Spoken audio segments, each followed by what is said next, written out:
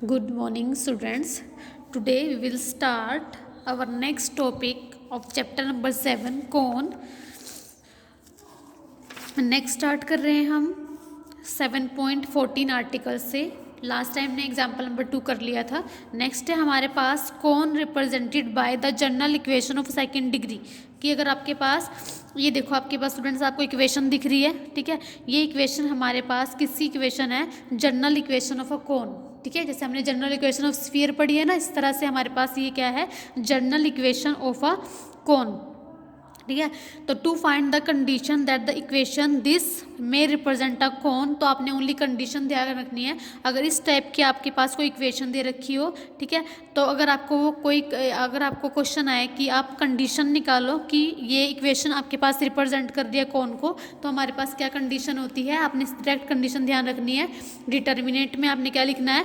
AHG, ऐसे diagonal पे लिखना है ABCD, ऐसे ध्यान रखना है। आपके पास ए क्या है? एक्स के कोफिशिएंट, बी क्या है? वाई के कोफिशिएंट, ठीक है। तो आपने डिटर्मिनेंट में कैसे लिखना है? बस डायगोनल एलिमेंट पे ABCD, ठीक है। ये 4x4 की मैट्रिक्स है आपके पास। जो एंट्री A12 पे आएगी वही A21 पे आएगी, जो 13 पे आएगी वही 31 पे आएगी, जो 14 पे आएगी वही 41 पे आएगी, ठीक है। ऐसी जो एंट्री A21 पे आएगी वही 12 पे आ रही है, देखो, ठीक है। ऐसे जो एंट्री A24 पे आ रही है वही 42 पे आ रही है, ठीक है। तो ऐसे आपने बस ध्यान रखनी है। कंडीशन है कि जब इस टाइप की इक्वेशन आपके पास कौन रिप्रेजेंट कर रही है, और इसको हम बोलते हैं जनरल इक्वेशन ऑफ अ कौन।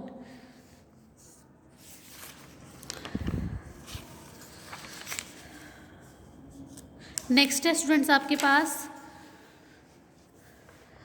वर्किंग रूल दे रखा है पहले, ठीक है, ठीक है। मैं डायरेक्ट आपको एग्जाम्पल ही करा रही हूँ। एग्जाम्पल में हम जो वर्किंग रूल फॉलो करेंगे ऊपर लिखा हुआ है, ठीक है। मैं साथ साथ ये भी पढ़ाती जाऊंगी आपको। उसमें क्या है एग्जाम्पल में? Prove that the equation this, आपके पास इक्वेशन दे रखी है, ठीक है। Represent a cone was vertex is 1 - 2 2। आपने क्या प्रूव करके दिखाना है स्टूडेंट्स? आपने इक्वेशन दे रखी है, उसको आपने क्या रिप्रेजेंट करना है कि वो कौन की इक्वेशन है, रिप्रेजेंट अ कौन, ठीक है। हमें दिखाना है कि ये कौन की इक्वेशन है, ठीक है। And was vertex is this, और उसका वर्टेक्स भी फाइंड आउट करना है आपने 1 - 2 2, ठीक है। आपने प्रूव करना है कि इक्वेशन क्या है, कौन की इक्वेशन है, और इसका वर्टेक्स क्या है आपके पास ये आना चाहिए। आपने ये सिंप्लीफाई करके आपके पास ये वर्टेक्स आना चाहिए, ठीक है। तो जैसे जैसे यहाँ स्टेप्स में लिखा है वैसे वैसे हम करेंगे, ठीक है। तो सबसे पहले क्या है, देखो वर्किंग रूल देखो, to prove that equation represent a cone, तो उसका मेथड क्या है? अगर आपने किसी इक्वेशन को कोन की इक्वेशन में रिप्रेजेंट कराना है तो उसका मेथड क्या है? यहाँ तो मैंने कंडीशन पढ़ी थी कि आपके पास इस इक्वेशन को अगर आप कौन रिप्रेजेंट करा रहे हो तो कंडीशन क्या होती है? ये होती है, ठीक है। अब आपके पास क्या है? एक क्वेश्चन है कि अगर आपके पास एक इक्वेशन दे रखी है इस टाइप की, उसको आपने रिप्रेजेंट कराना है कौन, तो क्या मेथड है, ठीक है। तो मेथड वर्किंग रूल लिखा हुआ है सारा। तो फर्स्ट स्टेप में आपने क्या करना है students? The given equation of कौन लिख ली मैंने, जिसको द गिवन इक्वेशन लिख ली जिसको मैंने कौन रिप्रेजेंट करवाना है, ठीक है। अब मुझे पता है कि कौन की, अपने स्टार्टिंग में ही पढ़ा है कि कौन की इक्वेशन कैसी होती है? होमोजीनियस इक्वेशन होती है कौन की। तो हमने सबसे फर्स्ट स्टेप में क्या करना है? अपनी जो अपने जिस इक्वेशन को आपने कौन की इक्वेशन प्रूव करना है उसको आपने होमोजीनियस बनाना है। होमोजीनियस का मतलब वो इक्वेशन जिसकी डिग्री सेम हो। तो स्टेप नंबर फर्स्ट में आपके पास ये लिखा हुआ है, make the given equation homogeneous in x, y, z and t by introducing proper power of t। देखो इसका मतलब क्या है? आपने जो आपके पास जिस इक्वेशन को आपने कौन रिप्रेजेंट करना है, सबसे पहले इसको आपने होमोजीनियस बनाना है, ठीक है। होमोजीनियस मतलब सेम डिग्री इक्वेशन। अब आपने देखना है कि इस इक्वेशन की हाईएस्ट डिग्री कितनी है? 2, ठीक है। तो इसका मतलब इसकी सारी हर एक टर्म की डिग्री क्या होगी? 2। अब यहाँ भी 2 डिग्री है वाई स्क्वायर की, यहाँ भी 2 डिग्री है, यहाँ भी जेड की 1 डिग्री, एक्स की 1 डिग्री, 1 + 1 2 डिग्री है, यहाँ भी 2 है। यहाँ पे हमारे पास क्या है? 26x, एक्स की 1 डिग्री, मतलब ये आपके पास जो टर्म है वो 1 डिग्री की टर्म है, ये भी 1 डिग्री की है, ये भी 1 डिग्री की है, यहाँ पे तो कॉन्स्टेंट टर्म ही है। तो अब क्या काम करोगे? इनको सेकंड डिग्री बनाने के लिए यहाँ टी को इंट्रोड्यूस कराओगे, ठीक है। टी वेरिएबल को इंट्रोड्यूस कराओगे और उसको इस तरह से लिखोगे। देखो ये तो सेकंड डिग्री की है, एज इट इज लिखा है, इसको भी एज इट इज, ये भी एज इट इज। जो सेकंड डिग्री की नहीं है, जैसे ये है एक्स था ना खाली, तो अपनी तरफ से यहाँ टी इंट्रोड्यूस कराओगी। एक एक्स की डिग्री, एक टी की डिग्री, टोटल डिग्री कितनी होगी इस टर्म की? 2। ऐसे यहाँ पे टी इंट्रोड्यूस कराओगे, यहाँ भी टी इंट्रोड्यूस कराओगे, यहाँ पे लिखोगे 17 टी का स्क्वायर। अब आपके पास आपको इक्वेशन मिल चुकी है जिसकी प्रॉपर डिग्री, सारी की पूरी इक्वेशन की डिग्री क्या है? 2 है। तो आपके पास एक होमोजीनियस इक्वेशन मिल चुकी है, ठीक है। क्योंकि कौन की इक्वेशन क्या होती है? होमोजीनियस इक्वेशन, सेम डिग्री की इक्वेशन, ठीक है। तो उसके बाद सेकंड स्टेप में आपने क्या करना है, इस इक्वेशन को आपने लेट करना है कि आपके पास किन किन वेरिएबल में इक्वेशन आई है, एक्स में, वाई में, जेड में एंड टी में। तो आपने इसको फंक्शन लेट करना है कैपिटल एफ से, एक्स वाई जेड और टी का हमारे पास ये फंक्शन हो गया। क्लियर है? ठीक है, स्टेप नंबर 2 पढ़िए यहाँ पे। सबसे पहले स्टेप तो क्या था, make the given equation homogeneous in x y z and t. Step number 2 में क्या था आपके पास, जो होमोजीनियस बनाने के बाद जो लेफ्ट हैंड साइड में एक्सप्रेशन होगी उसको आपने कैपिटल एफ फंक्शन नाम देना है, होगी इस वेरिएबल में, होगी x y z and t में। उसके बाद आपने क्या काम करना है, आपने एफ के फर्स्ट ऑर्डर के पार्शियल डेरिवेटिव निकालने हैं with respect to x y z and t. ठीक है, तो हम क्या काम करेंगे, इस फंक्शन एफ के पार्शियल ऑर्डर डेरिवेटिव निकालेंगे फर्स्ट ऑर्डर के with respect to x y, ठीक है, जेड एंड टी, जिन वेरिएबल का ये फंक्शन बन रहा है। ठीक है, तो पार्शियल डेरिवेटिव आते ही हैं, जब विद रिस्पेक्ट टू एक्स होगा तो उस टाइम में आपका पार्शियल डेरिवेटिव कैसे निकालते हैं, अगर मैं विद रिस्पेक्ट टू एक्स निकाल रही हूँ पार्शियल डेरिवेटिव, तो इस टाइम में आपके पास एक्स वेरिएबल कंसीडर होगा, y z t as a constant consider होंगे। तो यहाँ पे 14x हो जाएगा, 2 पावर आगे आ जाएगी 14x, यहाँ पे 0, ये भी 0, यहाँ पे कितना हो जाएगा माइनस में 10z, ये यहाँ पे प्लस में 10y, यहाँ पे प्लस के 26t, ये भी 0, ये भी 0, ये भी 0। ठीक है, ऐसे विद रिस्पेक्ट टू वाई निकालोगे, विद रिस्पेक्ट टू जेड निकालोगे, विद रिस्पेक्ट टू टी निकालोगे, तो स्टेप नंबर 2 आपका कंप्लीट हो चुका है।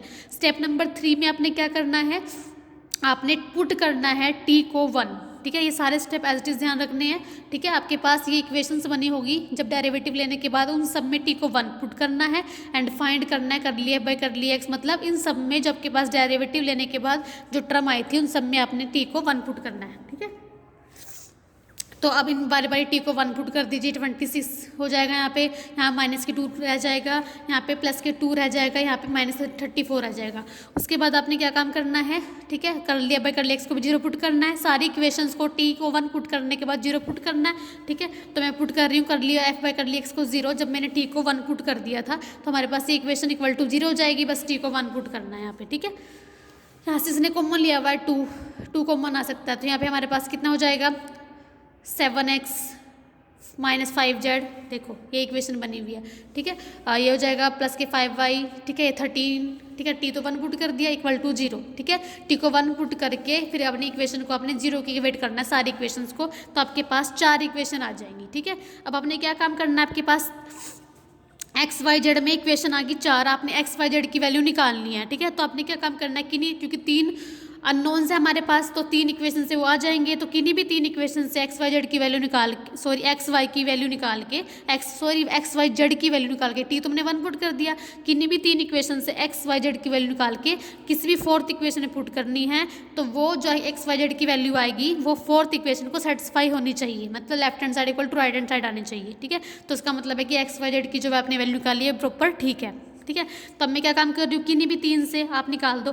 अब मुझे एक्स वाई में दिख रही है, एक्स जेड में दिख रही है। ठीक है, तो मैं किन्हीं भी 2 को सेम बना लेती हूँ, जैसे एक्स जेड में है, ठीक है, ये आपके पास एक्स वाई में है। ठीक है, इन दोनों कंबाइन करके एक इक्वेशन बना लो एक्स जेड में। ठीक है, चाहे फिर आप कैसे मर्जी कर लो। अब देखो यहाँ पे हमारे पास एक्स और वाई में इक्वेशन है, ये एक्स वाई जेड में इक्वेशन है। ठीक है, तो ये एक्स और जेड में है, तो इन दोनों कंबाइन करके एक्स जेड में बना लो आप इक्वेशन। कैसे बनाओगे, यहाँ पे 5y है, कोफिशिएंट सेम कर दो, इसको 2 से मल्टीप्लाई कर दो, 10y आ जाएगा, मतलब y कोफिशिएंट पूरी को इससे मल्टीप्लाई कर दो 2 से, यहाँ पूरी को 5 से मल्टीप्लाई कर दो, यहाँ पे 10y आ जाएगा, दोनों को माइनस कर देना तो y तो हट जाएगा, एक्स और जेड में इक्वेशन रह जाएगी, और ये भी एक्स जेड में है, इन दोनों को सिंप्लीफाई करके एक्स और जेड की वैल्यू आ जाएगी। ठीक है, फिर y की भी निकाल देना, एक्स वाई जेड की वैल्यू इस 4th में पुट करा देना, सेटिस्फाई होना चाहिए। ठीक है, इसने देखो सोल्व कराया हुआ है, पढ़ लेना कि सोल्विंग 2 एंड 5 एंड 5th। ठीक है, सोल्व कराया हुआ है, देखो एक्स वाई की वैल्यू आ गई, कैसे मर्जी सोल्व करा दो, एक्स वाई की वैल्यू निकाल दी, तीनों की वैल्यू निकाल दी एक्स वाई जेड की। ठीक है, वो किसी जिन 3 से निकाल ली है उससे जो चौथी इक्वेशन होगी उसमें आपने पुट करना है। ठीक है, देखना है कि आपके सेटिस्फाई हो रही है कि नहीं, एक्स वाई जेड की वैल्यू पुट करने के बाद आपके पास इक्वेशन सेटिस्फाई हो रही है कि नहीं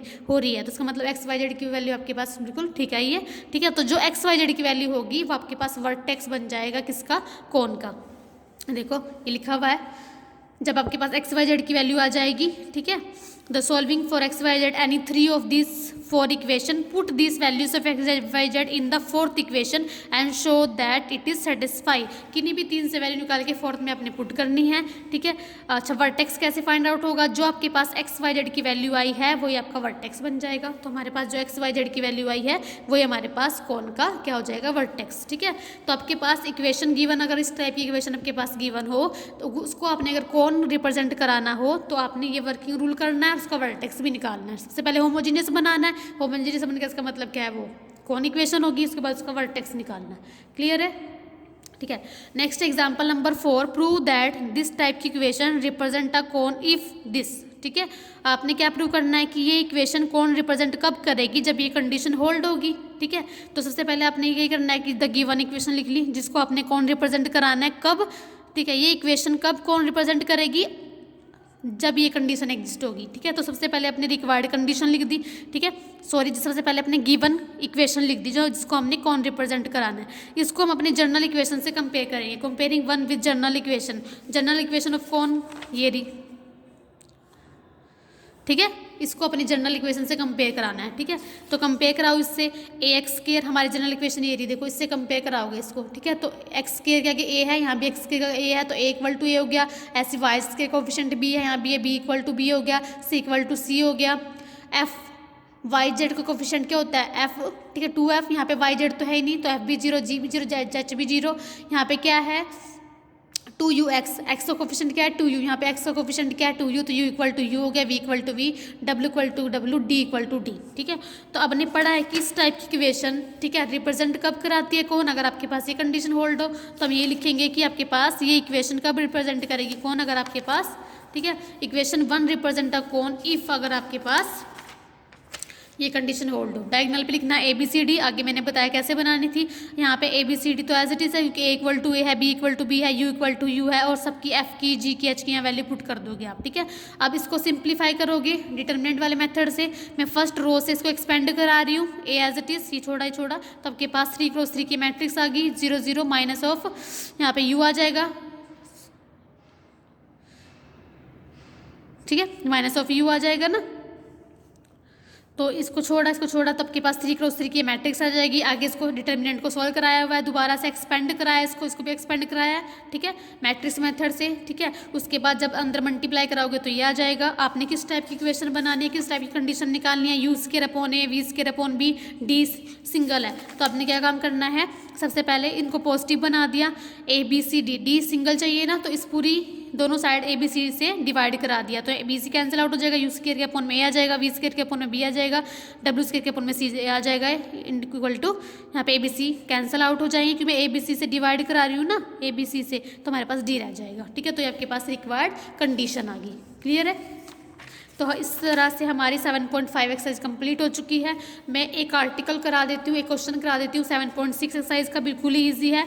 intersection of a straight line and a cone. ठीक है, आपके पास क्या है, कोई कोन है, उसको कोई स्ट्रेट लाइन इंटरसेक्ट कर रही है। इंटरसेक्ट का मतलब क्या है कि 2 पॉइंट्स पे कट कर रही है। ठीक है, तो वो आपने देखना है कि कहाँ कट कर रही है। Find the points in which the line this cut the surface this. ठीक है, सरफेस है, एक लाइन है, ये लाइन इस सरफेस को कट कर रही है, जिन पॉइंट्स पे कट कर रही है वो आपने निकालने हैं। अब आपके पास होमोजेनियस इक्वेशन गिवन है, इसका मतलब कौन की कैसा सरफेस है कौन का। ठीक है, तो द गिवन सरफेस लिख दे सबसे पहले आपने। ठीक है, तो लाइन की इक्वेशन लिख ली। ठीक है, अब ये लाइन इस कोन को कट कर रही है। ठीक है, तो इसका मतलब आपने पॉइंट निकालने हैं। अब ये पॉइंट लाइन के ऊपर भी है, कोन के ऊपर भी है। आपको पता है कि किसी लाइन को इक्वल टू में आर रख के मैं लाइन के ऊपर पॉइंट निकाल सकती हूँ। ठीक है, तो इक्वल टू में आर लिखोगे, यहाँ से एक्स वाई जेड की वैल्यू निकालोगे, तो वो लाइन के ऊपर आपके पास क्या हो जाएंगे, पॉइंट आ जाएंगे। अब ये पॉइंट अगर लाइन के ऊपर है तो कोन के ऊपर भी तो है। देखो, अगर लाइन के ऊपर है तो कोन के ऊपर भी है, तो कोन की इक्वेशन को सेटिस्फाई करेगा। तो आपने क्या काम करना है, इस पॉइंट को उठा के कोन की इक्वेशन में जब आपके पास सरफेस की इक्वेशन है पुट करा देना है। ठीक है, इससे आपके आर स्क्वायर में क्वाड्रेटिक इक्वेशन आ जाएंगी, आर की 2 वैल्यूज आएंगी, दोनों के दोनों वैल्यू उठा के यहाँ पुट कर देना, तो दोनों के दोनों पॉइंट आ जाएंगे आपके पास। ठीक है, तो आपका ये आर्टिकल पूरा हो गया। आज हम यहीं तक करेंगे। जैसे मैंने क्वेश्चन कराया ऐसे सेम इसका आर्टिकल है, इसमें भी एक लाइन इक्वेशन है, एक सरफेस गिवन है, तो वही है, लाइन के ऊपर पॉइंट निकाल के सरफेस में पुट करके आर स्क्वायर में क्वाड्रेटिक इक्वेशन आ जाएंगे, 2 वैल्यूज आएंगी, यहाँ पुट करोगे 2 पॉइंट आ जाएंगे। ठीक है, आज के लिए हम इतना ही करेंगे। Thank you class.